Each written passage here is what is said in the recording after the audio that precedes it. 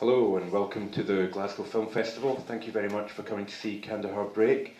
We're delighted to say that there will be a Q&A at the end of the film with the writer-director David Whitney, but he's going to say a few words before the film, so can we have a big warm Glasgow Film Festival welcome please.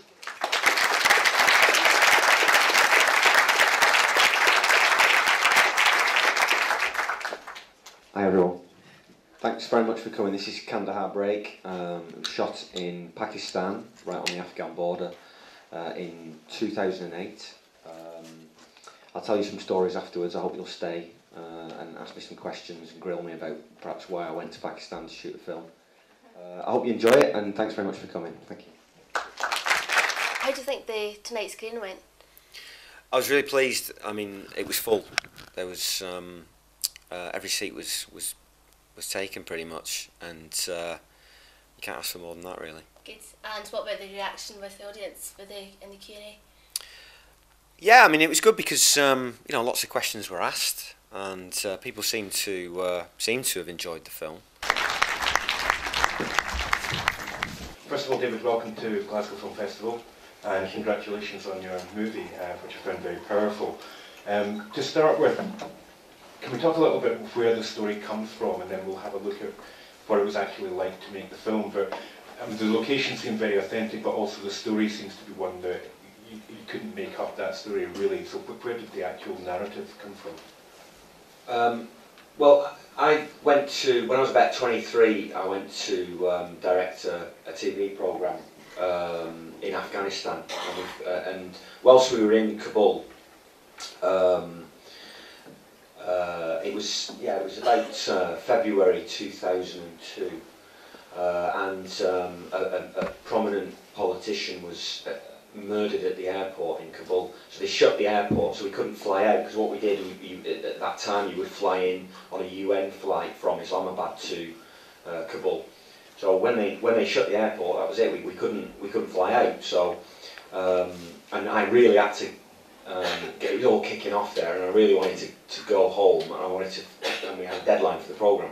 So we had to drive out of Afghanistan through the Khyber Pass, which was a 2-day journey, through into to Peshawar, or Peshawar, or whatever you want to call it, and then on to Islamabad.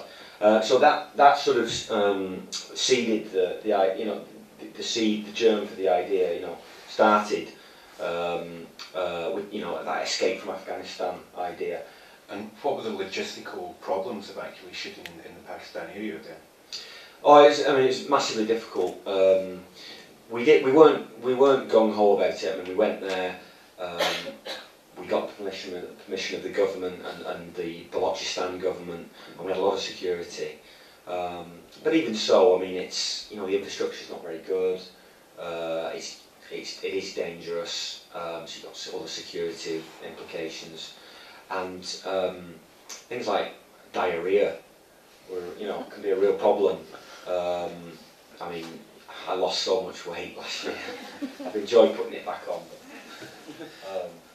How long did you actually have to shoot then? It was 22 days in Pakistan, and then what I'm sure you're probably going to go on to talk about is what happened to us whilst we were there. Sure. We shot for 22 days in Pakistan, and then we had 6 days in Tunisia. So it's 28 days shoot. And I mean, what kind of reactions did you get from the locals, and how did people feel about the story that you were telling? Well, generally absolutely fine. There was no issues at all. Most of the people were almost all of them were extremely welcoming, and very, very friendly. I mean, it was a wonderful experience in that sense.